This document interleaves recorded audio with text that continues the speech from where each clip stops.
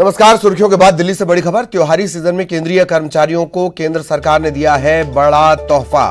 महंगाई भत्ते में फिर इजाफा। 4% महंगाई भत्ता केंद्रीय कर्मचारियों का बढ़ाया गया है। दिल्ली से बड़ी खबर। त्योहारी सीजन में केंद्रीय कर्मचारियों को केंद्र सरकार ने तोहफा दिया। महंगाई भत्ता 4% बढ़ाया गया। जाहिर तौर पर खुशी की बात। सामने दशहरा, इसके बाद दीपावली। केंद्रीय कर्मचारियों को 4% महंगाई भत्ते का लाभ।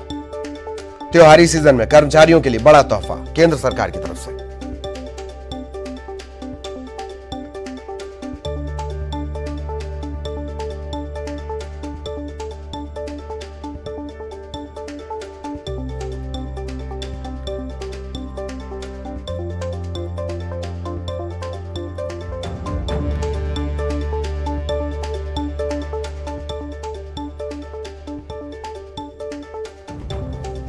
तो बड़ी खबर आपको बता दें, तोहफा मिला है केंद्रीय कर्मचारियों को केंद्र सरकार की तरफ से। त्योहारी सीजन में केंद्रीय कर्मचारियों को 4% और महंगाई भत्ता। लगातार त्योहारों का सिलसिला शुरू होने वाला है। आगे दशहरा, दशहरे के बाद दीपावली और इसके बीच ये बड़ा ऐलान। अब केंद्रीय कर्मचारियों को 4% और महंगाई भत्ता मिलेगा।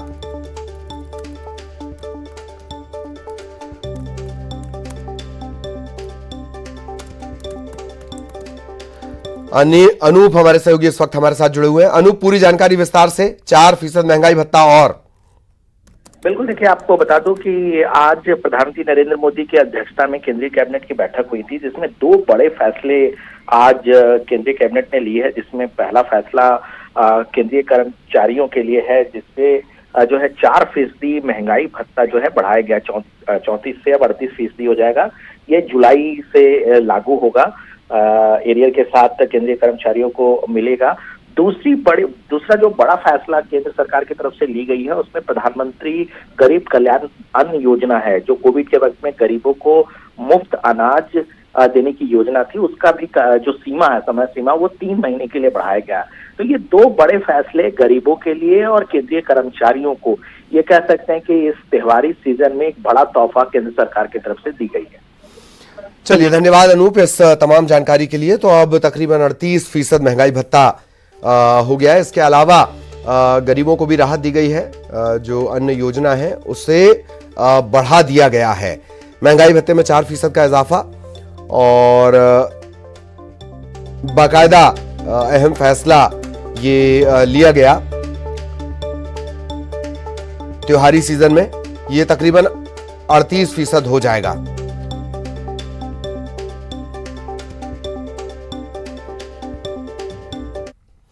और अब सीधे आपको लिए चलते हैं। मुख्यमंत्री शिवराज सिंह चौहान राजगढ़ पहुंचे हुए हैं। जिले को आगे बढ़ाने का संकल्प लें।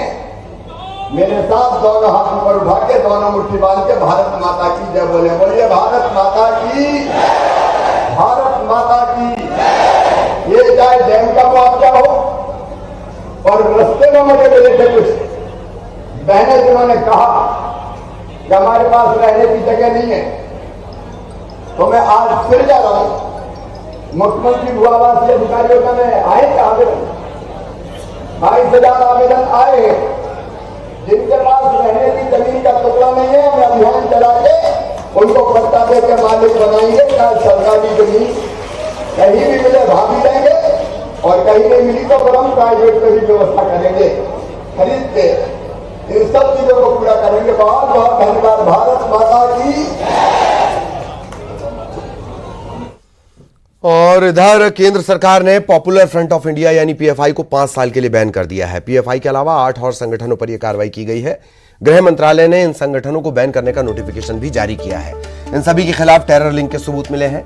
केंद्र सरकार ने यह action unlawful activity prevention act UAPA के तहत लिया है। सरकार ने कहा कि पीएफआई और उससे जुड़े संगठनों की गतिविधियां देश की सुरक्षा के लिए बड़ा खतरा है। पीएफआई से जुड़े 8 संगठनों पर भी प्रतिबंध लगा दिया गया है। All India imam council, campus front of India, rehab India foundation ये इसमें शामिल है। इसके अलावा नेशनल विमेन फ्रंट शामिल है, junior front, empower India foundation, इन सभी को बैन कर दिया गया है।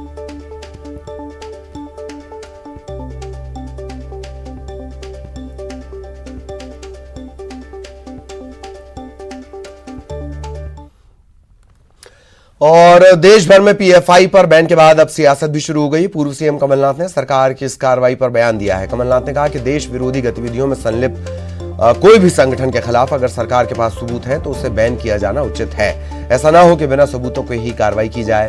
इसके बाद कमलनाथ ने सरकार को कटघरे में भी खड़ा किया। ये भी कहा कि अगर लोग गलत काम कर रहे थे तो सरकार अब तक क्या कर रही थी। उन्होंने ये भी कहा कि सबूत बनावटी नहीं होने चाहिए, सही होने चाहिए। अगर कोई सबूत होए कि वो आतंकवादी संस्थाओं के साथ जुड़े हैं, आतंकवादी उनमें शामिल हैं, तब वो पीएफआई हो या बीएफआई हो या सीएफआई हो, हाँ, आज आतंकवाद बहुत बड़े खतरे की बात है। तो इसका सबूत होना चाहिए, बनावटी सबूत नहीं, सही सबूत होना चाहिए। और अगर उन्होंने सबूत पाया है तो जरूर उस पर एक्शन लेना चाहिए। बड़ी खबर भोपाल से। पीएफआई को बैन करने के मामले में कांग्रेस के विधायक आरिफ मसूद ने आपत्ति जताई है। मसूद का यह कहना है कि कोई सबूत हो तो बताएं। मसूद ये भी पूछते हैं कि सरकार ने बैन में देरी क्यों की, आरोपों का अब तक खुलासा क्यों नहीं हुआ। इस तरह के तमाम जो आरोप है वो कांग्रेस के विधायक आरिफ मसूद ने लगाए हैं और पूछा भी है। आरिफ मसूद ने सवाल पूछे हैं कि सरकार ने बैन में देरी क्यों की, क्या क्या आरोप है, इनका खुलासा किया जाए और जो सबूत है वो सार्वजनिक प्लेटफॉर्म पर, सार्वजनिक मंच पर रखे जाएं।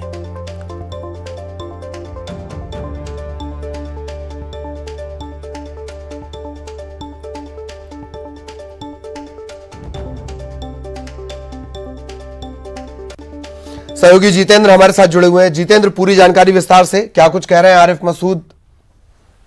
देखिए, अगर बात करें तो कांग्रेस विधायक आरिफ मसूद ने पूरे जो पीएफआई की कार्रवाई है उसको लेकर सवाल खड़े किए हैं। उन्होंने कहा है कि अगर कोई सबूत है कि ये पीएफआई के एजेंट हैं, इनके पाकिस्तान से कनेक्शन है, तो जाहिर सी बात है उनको सार्वजनिक किया जाए। तो उन्होंने पहली बात तो इस चीज का सबूत मांगा है।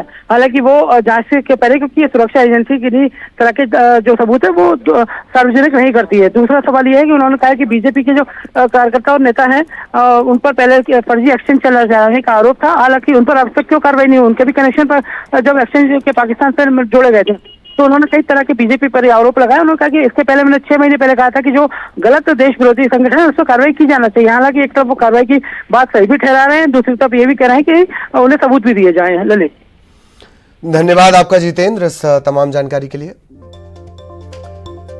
सहयोगी जितेंद्र जानकारी दे रहे थे। ये सबूत मांगे जाने के बाद जो आरिफ मसूद की तरफ से खड़ी की गई है। हालांकि इस पर सियासत हो रही है, अलग अलग बयान आ रहे हैं और आरिफ मसूद का भी बयान आया है पीएफआई को बैन करने को लेकर। सहयोगी शैलेंद्र हमारे साथ जुड़े हुए हैं। शैलेंद्र, आरिफ मसूद, थोड़ी देर हो गई उन्हें, उम्मीद तो थी कि वो बहुत जल्दी आ जाएंगे। शैलेंद्र। हाँ, बिल्कुल आपने ठीक कहा कि जब से ये पीएफआई का मुद्दा है तब से आरिफ मसूद जो है लगातार इस बात को लेकर मुखर हैं और वो कह रहे हैं कि एक वर्ग विशेष की भावनाओं को आहत करने का काम किया जा रहा है, उन पर पाबंदियां लगाने का काम किया जा रहा है। और जब अब पीएफआई और उसके जो सहयोगी संगठन हैं उन पर 5 साल के लिए केंद्र सरकार ने बैन किया, तो उसके बाद एक बार फिर वो मीडिया के सामने आए और उन्होंने कहा है कि ये कहीं ना कहीं पक्षपातपूर्ण कार्रवाई है। उन्होंने जो बात कमलनाथ ने कही वैसी बात को आगे उन्होंने बढ़ाया और कहा है कि यदि किसी प्रकार के कोई सबूत सरकार के पास हैं तो उन्हें सार्वजनिक किया जाना चाहिए। इतना ही नहीं, उन्होंने बीजेपी पर जो है पक्षपात का आरोप लगाया है और कहा है कि बीजेपी के भी कई नेता ऐसे हैं जो देश विरोधी गतिविधियों में संलिप्तता उनकी पाई गई है, उन पर कार्रवाई क्यों नहीं की गई, इस तरह की मांग वो कर रहे हैं। और कई नाम हैं जो उन्होंने मीडिया के सामने रखे और कहा है कि ये वो नेता हैं जिन पर यह आरोप है कि उन्होंने कहीं ना कहीं देश विरोधी गतिविधियों में उनकी किसी न किसी माध्यम से संलिप्तता थी, तो ऐसे में उन पर कार्रवाई क्यों नहीं की गई, इस तरह की मांग जो है वो कर रहे हैं। और जो कमलनाथ ने कहा कि अगर सबूत हैं किसी संगठन के खिलाफ कि वो देश विरोधी गतिविधियों में संलिप्त था तो वो सबूत जो है वो जनता के सामने रखे जाने चाहिए, इस तरह की मांग जो है वो आरिफ मसूद के द्वारा की गई है। और दूसरी तरफ जिस तरीके से चाहे नेता प्रतिपक्ष की बात करूं या पीसीसी चीफ कमलनाथ की बात करूं, सारे लोग जो है वो कहीं ना कहीं इस बात को लेकर इंटेलिजेंस फेल्यूर का भी हवाला दे रहे हैं। कह रहे हैं कि जो पीएफआई है वो लंबे समय से देश में काम कर रहा था, देश के अलग अलग राज्यों में वो काम कर रहा था और ऐसे में उसकी अगर संलिप्तता देश विरोधी गतिविधियों में रही है और यदि दंगों में भी उनका हाथ रहा है, तो ऐसे में ऐसा तो नहीं है सरकार ने काफ़ी देर कर दी हो उन पर बैन करने को, क्योंकि समय रहते अगर बैन किया गया होता तो शायद जो दंगे मध्य प्रदेश में या देश के अलग अलग हिस्सों में भड़के हैं उन पर लगाम लगाई जा सकती थी। हालांकि सरकार जो है वो इस सब को लेकर पहले ही स्पष्ट कर चुकी है कि क्योंकि लगातार मध्य प्रदेश के लिहाज से भी अगर मैं बात करूं तो कई बार ये मांग उठी थी कि पीएफआई पर बैन किया जाना चाहिए, लेकिन मध्य प्रदेश के गृह मंत्री इस बात को लेकर स्पष्ट कर चुके थे कि इस पूरे मामले की जांच चल रही है और जांच में यदि कुछ इस तरीके से सामने आएंगे कि वो देश विरोधी गतिविधियों में संलिप्त रहे हैं तो उनके खिलाफ कठोर कार्रवाई की जाएगी। साथ ही उन्होंने ये कहा था कि संगठन जो है वो राष्ट्रीय स्तर पर काम करता है और ऐसे में जो राष्ट्र मतलब केंद्रीय सरकार है वही इस पर निर्णय ले सकती है और वही आज हुआ। जिस तरीके से केंद्र की सरकार ने पीएफआई और उससे जुड़े जो 8 अन्य संगठन हैं उनको बैन किया गया और उसके बाद अब कांग्रेस के जो तमाम नेता हैं वो बैन करने की प्रक्रिया पर सवाल खड़े कर रहे हैं। कुछ लोग तो टाइमिंग को लेकर भी सवाल खड़े कर रहे हैं कि मध्य प्रदेश में आने वाले समय में चुनाव हैं और चुनाव के ठीक पहले इस तरह के संगठनों को बैन करना और उस स्थिति में कि जब उनके खिलाफ क्या सबूत मिले हैं ये सार्वजनिक नहीं किए जा रहे हैं, ये कहीं ना कहीं वोट बैंक की राजनीति भी हो सकती है। इस तरह के बयान भी कांग्रेस के नेताओं की तरफ से सामने आ रहे हैं। जी, तो जाहिर तौर पर और जब कांग्रेस वोट बैंक की राजनीति करती है तो उसका लंबा चौड़ा इतिहास भी सामने निकल कर आ जाता है। वो भी नैतिकता की जब बात करें, आरएसएस का एक बार बार नाम लिया जा रहा है, चाहे प्रत्यक्ष हो या अप्रत्यक्ष हो। शैलेंद्र, 3 बार तो कोशिश की है इसी कांग्रेस सरकार ने, 48 में, 72 में, 92 में आरएसएस को बैन करने की, पर कुछ मिल नहीं पाया और संगठन फिर से चल रहा है। तो नैतिकता की बात कांग्रेस क्यों कर रही है शैलेंद्र? देखिए, बिल्कुल लंबे समय से देश में कांग्रेस ने राज किया है और ऐसे में यदि वो नैतिकता की बात करते हैं तो बहुत सारे उदाहरण जो है वो देखने पड़ेंगे कि आखिर आपने कब कब नैतिकता अपनाई है।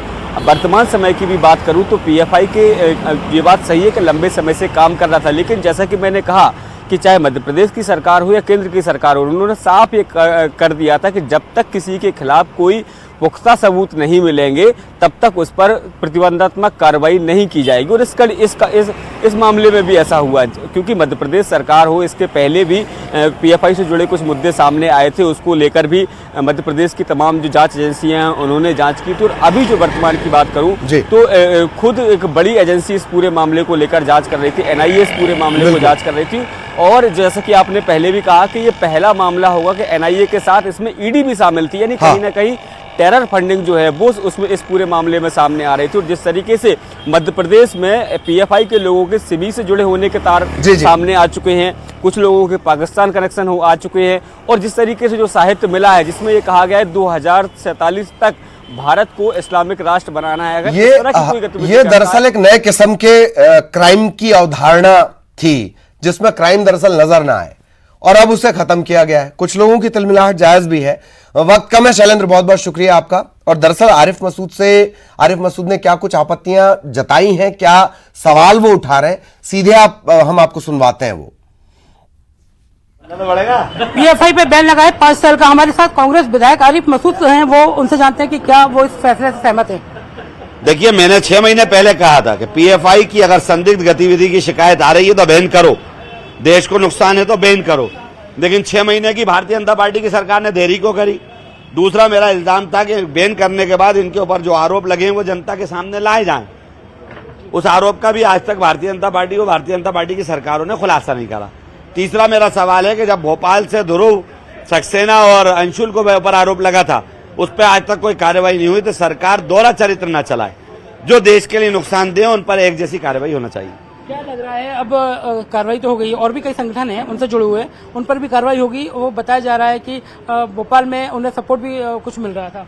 नहीं, भोपाल में ऐसा कुछ नहीं मिला। सबसे अच्छा और शांति का टापू भोपाल और मध्य प्रदेश, और मध्य प्रदेश और भोपाल में जो कुछ लड़के पकड़ाए हैं वो अभी संदिग्धता के आधार पर उनके आरोप गृह मंत्री ने दिए नहीं है आज तक। मगर बीजेपी के अगर बात करें नेता प्रतिपक्ष गोविंद सिंह जी, पीसी शर्मा जी, वो इस कार्रवाई को सही बता रहे हैं। मैं भी तो कह रहा हूँ, मैं तो आप उनका बात कर रहा हूँ। मैं तो कह रहा हूँ 6 महीने से चिल्ला रहा था, 6 महीने से चिल्ला रहा था। 6 महीने की जो देरी करी, जो देश का नुकसान या ऐसा नुकसान हुआ, उसका जवाब कौन देगा? तो वो तो प्रदेश और भारत की सरकार को देना चाहिए कि 6 महीने देरी क्यों करी आपने। आप किस चीज का इंतजार कर रहे थे? आप क्या पुलवामा जैसा फिर इंतजार कर रहे थे कि देश में एक नया पुलवामा खड़ा हो, तब जाकर हम ये करेंगे? अगर संदिग्ध थे तो आपको सबूत देना था और पहले बंद करना था। अभी भी किस तरह के सबूत और सामने आना चाहिए कि ये पीएफआई के ही समय? ये एनआईए का मैटर है। हम तो एक सवाल कर रहे हैं, जो उनको लगता है कि ये गलत है तो जनता को बताना चाहिए, ताकि जनता ऐसे लोगों से दूरी बनाए। तो मगर कह सकते हैं कि ये जो एक्टिविटी है, ऐसा कहीं ना कहीं कांग्रेस इसका खुलकर सपोर्ट कर रही है कि सही कार्रवाई हुई है? आप कांग्रेस बीजेपी पे ले जा रहा हूं, मैं एक नागरिक के नाते, एक इंसान के होने के नाते 6 महीने से चिल्ला रहा हूं कि गलत एक्टिविटी है तो बैन करो, बैन करो, बैन। तो कांग्रेस विधायक आरिफ मसूद हमारे साथ हैं, उन्होंने साफ तौर पर कहा है कि वो इस कार्रवाई का तो सपोर्ट कर रहे हैं, मगर साफ तौर पर कह रहे हैं कि बीजेपी नेता जो पहले ये थे, जो पूरे मामले में पकड़ाए थे एक फर्जी टेलीफोन एक्सचेंज के मामले में, उसमें अब तक कोई कार्रवाई क्यों नहीं की गई? कैमरा पर्सन फिल्म सिंह के साथ जितेंद्र शर्मा, न्यूज़ 18 भोपाल। और अब भोपाल से बड़ी खबर, पिपलानी में पशु क्रूरता का मामला सामने आया है। डंडे से स्ट्रीट डॉग की पिटाई की गई, 8 लोगों पर पिटाई का आरोप है। सीसीटीवी में घटना कैद हुई है। हालांकि एक महिला पहुंची और इसने इस डॉगी की जान बचा ली है। महिला ने थाने में शिकायत भी की है। सोनागिरी के सेक्टर सी का ये पूरा मामला है। इसका सीसीटीवी फुटेज अब सामने आया है।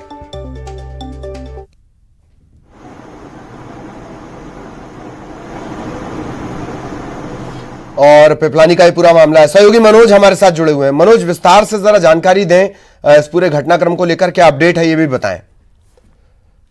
जी बिल्कुल, इस पूरे मामले में जो पशु प्रेमी महिला हैं जिनका नाम निधि वर्मा है, उन्होंने शिकायत दर्ज कराई और सीसीटीवी फुटेज भी उन्होंने पुलिस को मुहैया कराया। उनका ये साफ तौर से आरोप है सीसीटीवी फुटेज के आधार पे के सी सेक्टर सोनागिरी में जो बिल्डिंग के नीचे जो पार्किंग एरिया रहता है, वहां पर जो तस्वीरें सामने आई, उसमें एक युवक जो है डंडे से डॉग को मारता हुआ नजर आ रहा है। हालांकि ये तस्वीर जो है एक तरफ की, लेकिन दूसरे तरफ पे उनका दावा है कि करीब 8 लड़के थे और इस डॉग को उन्होंने पार्किंग एरिया में बंद किया और गेट को बंद करने के बाद उसकी जमकर पिटाई की, और यही कारण था कि डॉग जो है वो लाठी डंडे से उसे मारा गया और डॉग जो है वो कार के निचले हिस्से में जो है जाके छुपा हुआ था। महिला खुद गई, महिला ने डॉग की जान बचाई, ये महिला का कहना है। हालांकि अब ये फुटेज और ये शिकायत आने के बाद पुलिस इस पूरे मामले में जांच के बाद जो है पशु क्रूरता अधिनियम के तहत एफआईआर भी दर्ज करेगी, क्योंकि अभी जो है एक व्यक्ति इस सीसीटीवी फुटेज में ललित नजर आ रहा है। तो ऐसे में अब और भी कौन इसमें शामिल है, क्योंकि 8 लोगों पर महिला ने आरोप लगाया है। सीसीटीवी फुटेज के साथ वीडियो भी बनाया है और इन वीडियो के आधार पे वो काफी गंभीर आरोप लगा रहे हैं। हालांकि दूसरे पक्ष का ये आरोप है कि बिल्कुल वो बच्चों को काट रहा था और नगर निगम में शिकायत की, लेकिन मारने का अधिकार फिलहाल किसी को नहीं है। यही कारण है कि पुलिस कार्रवाई कर सकती है। वाकई मारने का अधिकार किसी को नहीं। बहुत बहुत धन्यवाद आपका इस तमाम जानकारी के लिए। खबर अशोकनगर से, एसपी ऑफिस में हो गया है हंगामा। युवक ने खुद पर केरोसिन डाला और खुदकुशी की कोशिश की। सिपाही ने इसे तत्काल रोक लिया। चोरी की वारदात और एक दबंग के धमकाने से ये परेशान था। पीड़ित ने देहात पुलिस पर सुनवाई न करने के आरोप भी लगाए हैं। केरोसिन इसने डाला, आग लगाने से पहले ही सिपाही ने इसे पकड़ लिया, पर तब तक हंगामा हो गया। सहयोगी समीर हमारे साथ जुड़े हुए हैं। समीर, क्या कुछ अपडेट इस मामले में? जी आपको बता दूं कि युवक कोमेश विमल जो है काफी दिनों से इन्होंने बताया, इनके द्वारा जो जानकारी दी गई है, ये काफी दिनों से परेशान थे। इन्होंने पुलिस पर आरोप लगाए हैं, साथ ही पड़ोस में रहने वाले युवक पर भी अतिक्रमण करने और दबंगई दिखाने के आरोप लगाए हैं। इनका कोमेश का ये कहना था कि मैं कई बार शिकायत करने आ चुका हूँ, आवेदन दे चुका हूँ, थाने जा चुका हूँ, लेकिन मेरी सुनवाई नहीं हो रही है। इसके चलते ये मंगलवार को, विगत दिवस मंगलवार को जनसुनवाई में भी कलेक्ट्रेट आए थे, लेकिन उसके बाद भी इनके पास संतोषजनक कार्रवाई नहीं की गई। इनको जो है शिकायत रही, इसके चलते इन्होंने करीब 5 लीटर मिट्टी का तेल लाकर पुलिस अधीक्षक कार्यालय के सामने अपने ऊपर मिट्टी का तेल डालकर आत्महत्या का प्रयास किया। गनीमत यह रही कि मौके पर मौजूद आरक्षक कुलदीप शर्मा ने तुरंत ही तत्परता दिखाते हुए युवक को लाइटर जलाने से पहले पकड़ लिया, वरना एक बड़ा हादसा हो सकता था। चलिए, बहुत बहुत धन्यवाद आपका इस तमाम जानकारी के लिए।